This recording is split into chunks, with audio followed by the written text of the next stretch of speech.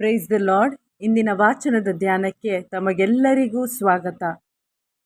ಮಾರ್ಗವು, ಸತ್ಯವು, ಜೀವವು ಯೇಸು ಮಾತ್ರವೇ. ಯೇಸು ಮುಖಾಂತರ ಬಾರದೆ ಹೊರತು ಯಾರು ಪಿತನ ಬಳಿಗೆ ಬರಲಾರರು. ಪ್ರಿಯರೇ, ಇಂದಿನ ವಾಚನಗಳ ಮುಖಾಂತರ ನಿತ್ಯ ಜೀವಕ್ಕೆ ಒಂದೇ ಒಂದು ದಾರಿ, ಅವರು ಯೇಸು ಕ್ರಿಸ್ತರಾಗಿದ್ದಾರೆ. ನಿತ್ಯ ಜೀವ ಪಡೆಯಲು ಬೇರೆ ಮಾರ್ಗ, ಉಪಾಯ ಇಲ್ಲ. ಯೇಸು ಮುಖಾಂತರ ಮಾತ್ರವೇ ನಿತ್ಯ ಜೀವ. ಅದಕ್ಕಾಗಿಯೇ ಸಂತ ಪೌಲರು ಅವರ ಪತ್ರದ ಮುಖಾಂತರ ತಿಳಿಸುತ್ತಾರೆ, ಶಿಲುಬೆಗೇರಿಸಿದ, ಪ್ರಾಣ ಕೊಟ್ಟ, ಸಮಾಧಿ ಮಾಡಲಾದ ಮತ್ತು ಮೂರನೇ ದಿನ ಪುನರುತ್ಥಾನರಾದ ಯೇಸು ಕ್ರಿಸ್ತರನ್ನು, ಈ ಶುಭ ಸಂದೇಶವನ್ನು ನೀವು ನೆನಪಿಗೆ ತಂದುಕೊಳ್ಳಲು ಕರೆ ನೀಡುತ್ತಾರೆ. ಇವತ್ತು ನಾವೆಲ್ಲರೂ ಈ ಶುಭ ಸಂದೇಶವನ್ನು ನೆನಪಿಸಿಕೊಳ್ಳೋಣ. ಯಾಕಂತೇಳಿದರೆ ಈ ಶುಭ ಸಂದೇಶದ ಮುಖಾಂತರ ಮಾತ್ರ ನಾವು ಜೀವೋದ್ಧಾರ ಹೊಂದಲು ಸಾಧ್ಯ.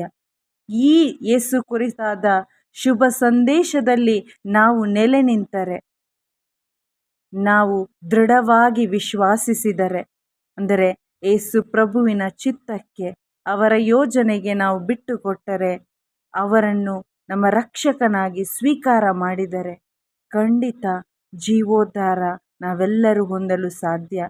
ಇಲ್ಲವಾದರೆ ನಮ್ಮ ವಿಶ್ವಾಸ ನಿರರ್ಥಕ.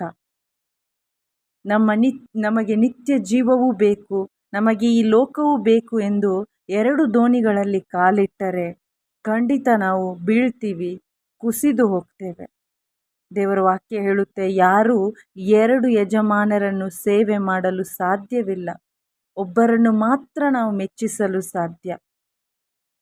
ಹೇಗೋ ಈ ಲೋಕದಲ್ಲಿ ಒಳ್ಳೆಯವರಿಗೂ ಕೆಟ್ಟವರಿಗೂ ಕಷ್ಟ, ನಷ್ಟ, ನೋವುಗಳು ಇರುತ್ತವೆ.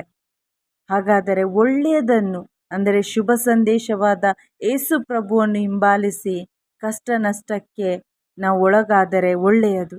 ನಾವು ಈ ಲೋಕದಲ್ಲಿ ಎಷ್ಟು ವರ್ಷಗಳು ಬದುಕುತ್ತೇವೆ ಅದು ಮಹತ್ವದ್ದಲ್ಲ, ನಾವು ಹೇಗೆ ಜೀವಿಸಿದ್ದೇವೆ ಅದು ಮಹತ್ವದ್ದಾಗಿದೆ. ಹಾಗಾದರೆ ಪಿತನನ್ನು, ಸುತನಾದ ಯೇಸುವನ್ನು ಅರಿತು ಅವರು ಕೊಟ್ಟ ಆ ಆತ್ಮರನ್ನು ಸ್ವೀಕಾರ ಮಾಡಿ ಆ ನಿತ್ಯ ಜೀವಕ್ಕಾಗಿ ನಾವೆಲ್ಲರೂ ಜೀವಿಸೋಣ. ಆಮೇನ್. Praise the lord.